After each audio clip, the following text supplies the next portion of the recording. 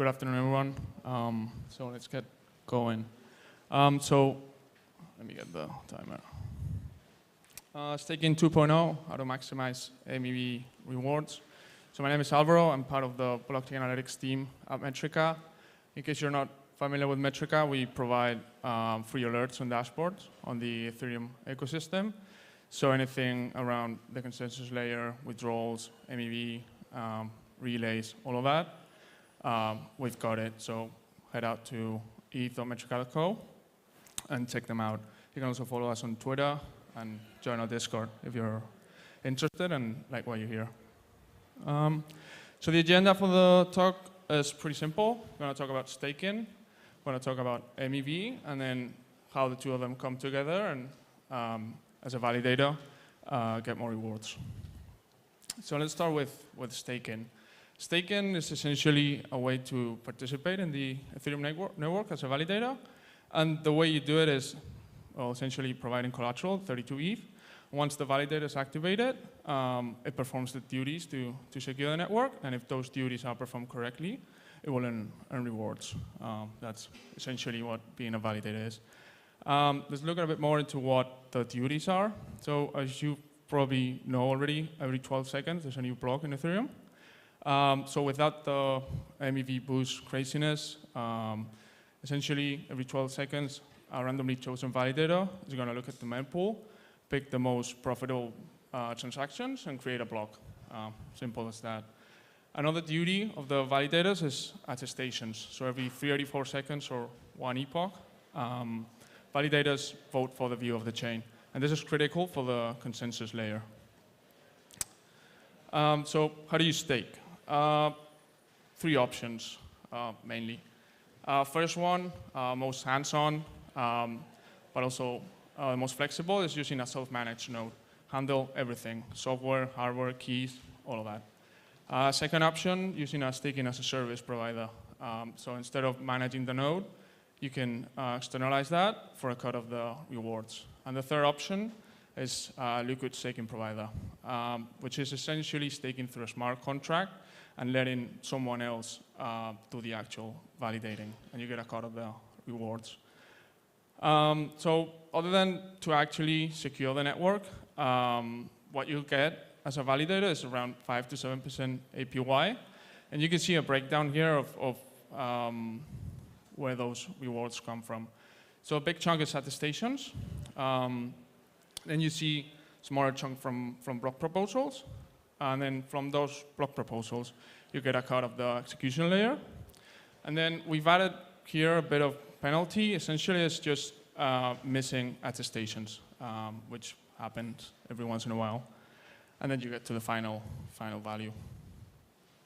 So in terms of adoption and market value, some surveys have estimated that almost two-thirds of the, or more than two-thirds of the institutions are interested in staking for increased yield on their assets. And JP Morgan estimated that the market's going to reach around 40 billion by 2025. But what if there was a way to increase those rewards? Maximal extractable value. You've probably heard of MEV before. I haven't seen that many talks here, but you've probably heard about it. And what is MEV? So MEV is essentially maximizing the block value by including or reordering transactions. Here I'm showing the top strategies. First one, arbitration, which is essentially just taking advantage of the price difference of an asset in different exchanges. I'm showing here between a centralized and decentralized exchange, but could be between the centralized exchanges or a combination of both.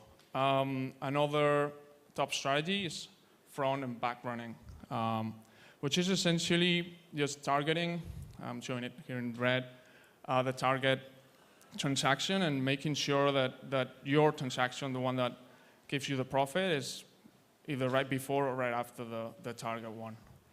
And then the third one, which is probably the most controversial, is sandwiching. Sandwiching is essentially taking profit from the slippage in trades.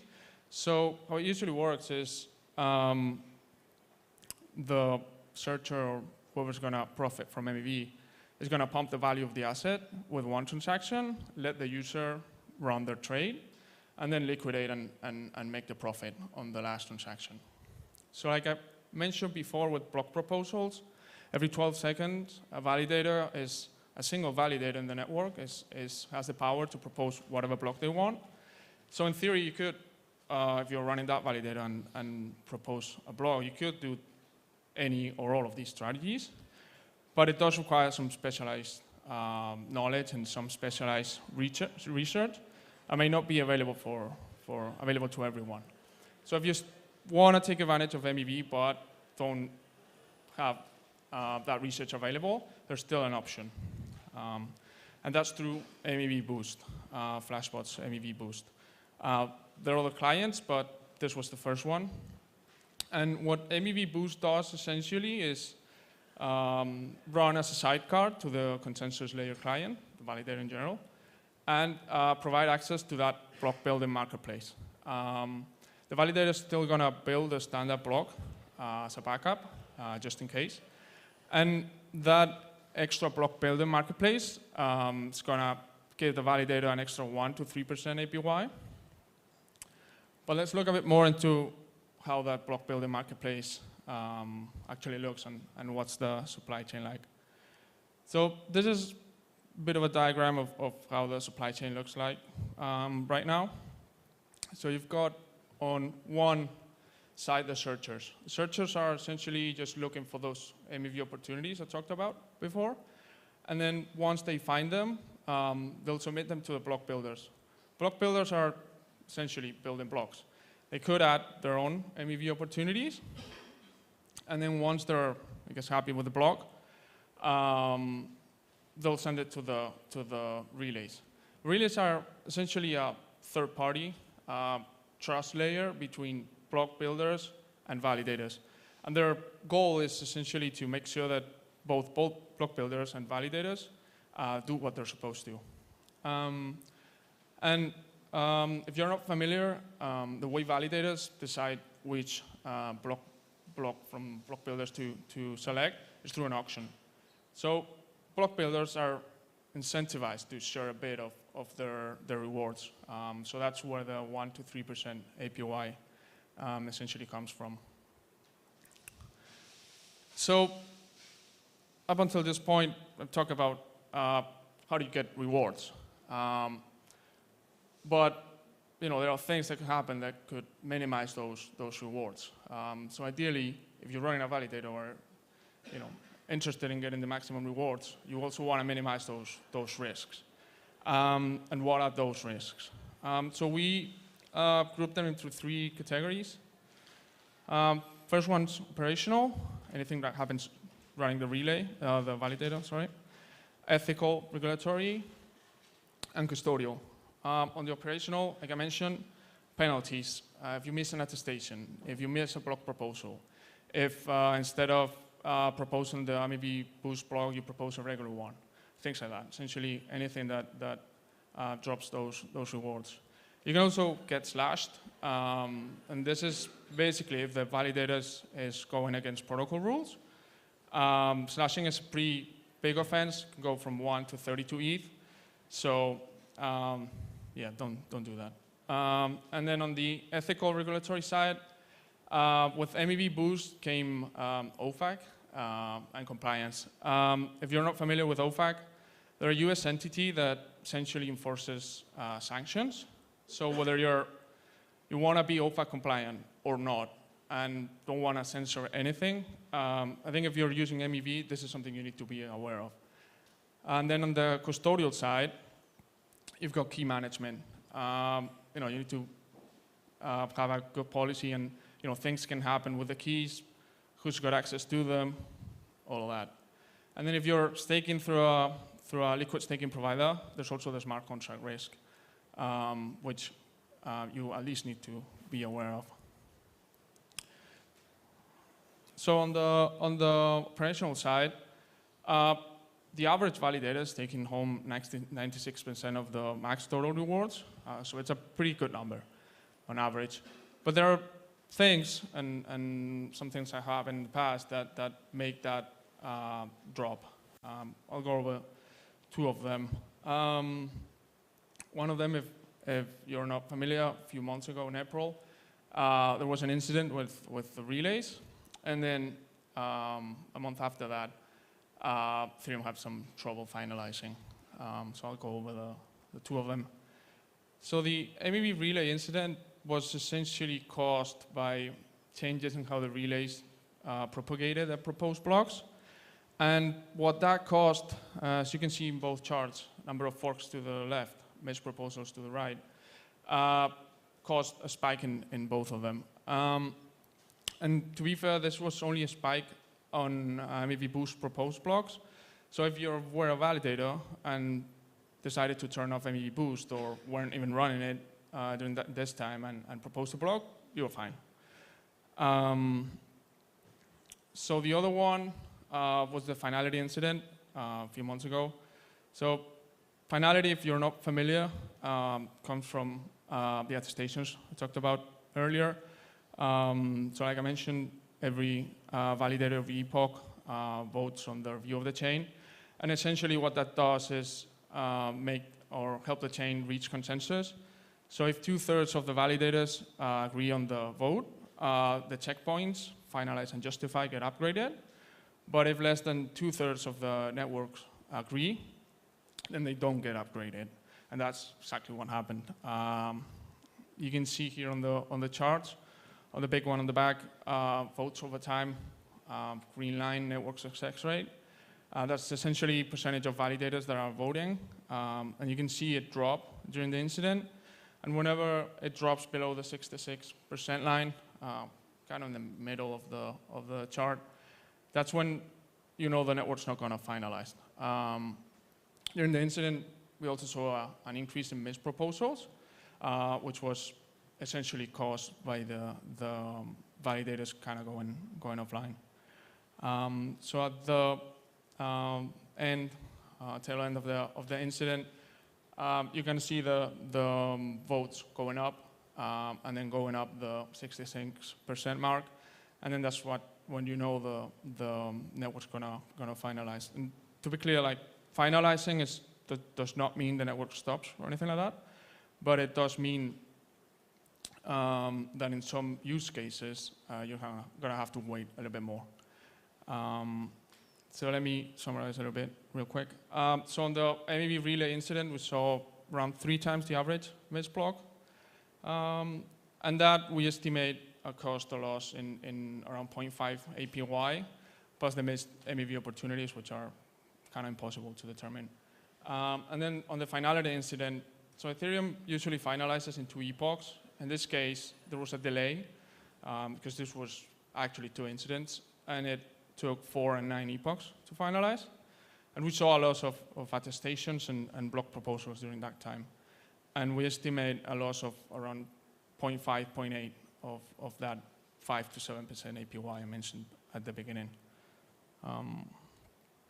So on the MEV Boost side, there are also some risks with the relays. I'm showing here bits missed by relay. And what we categorize as a missed bit is essentially a validator having registered with a relay, and then the relay, for whatever reason, not providing that bit, that block. So if you're using MEV Boost and are subscribed to one of these relays at this time, well, you're not going to get a block.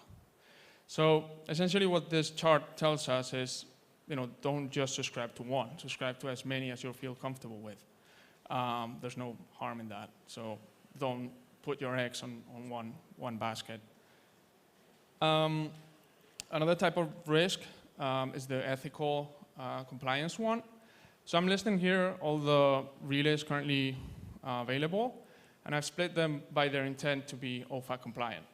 So essentially not include transactions that are on the OFAC list in blocks that they relay.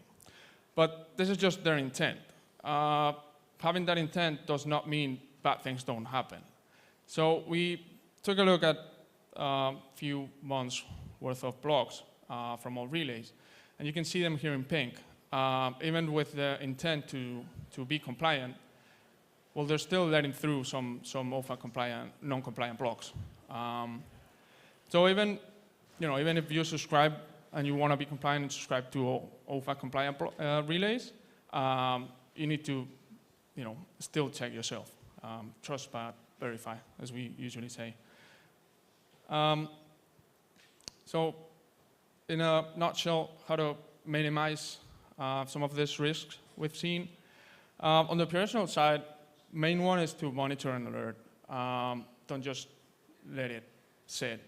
You want to be alerted as quick as possible, because in most cases, if you act quick, you'll minimize that risk and don't really lose any rewards. And then second one is to diversify. Like I mentioned, don't just subscribe to one relay, subscribe to as many as you feel comfortable with. Same with the clients and the setup. If you're running multiple validators, don't just take Prism and Geth and replicate all over. Use different clients. The finality incident, for example, only affected 2 clients. So if you were running only Prism, not good. If you were running Prism and Lighthouse, only half of your validators would have been affected. But not just clients. If you're using cloud providers, if you're running on cloud providers' different locations, diversify that as well. We'll know almost 30% of the nodes run on USD East, and you'll probably get a bit more rewards with that. But if USD East goes offline, you're out. So a third option, and this is probably not yet possible, is to use DVT. You've probably heard about it before, but essentially, distributed validator technology allows you to split the key of a validator into multiple nodes. So even if one single node doesn't do its duties, you still get other nodes as backup. So you shouldn't lose any rewards. And then on the ethical regulatory side, like I showed, you need to monitor. It's not just enough to trust the relays in most cases. Another option for MEV boost, if you're not aware, is min bid. Min bid is a parameter you can set in MEV boost, and I believe in Vouch you can set it by relay, that essentially allows you to only take blocks, MEV blocks over the amount you set. So if it's either you want to not censor the network below X value, or you want to only take MEV boost blocks over X value because that's the risk you're willing to take. Whichever one, you need to be aware of it. We've got a table that splits the rewards by relay and aggregated by percentile. So to give you an example, for example, if you take the last line, percentile 25, if you set it at that value, 0.03 ETH, you would only discard the bottom 25% of MEV boost blocks. You can go higher than that, obviously, but that's up to you. And then on the custodial side, key policy. Whoever has access to the keys has access and essentially can do whatever they want with the validator. So, don't just leave them there.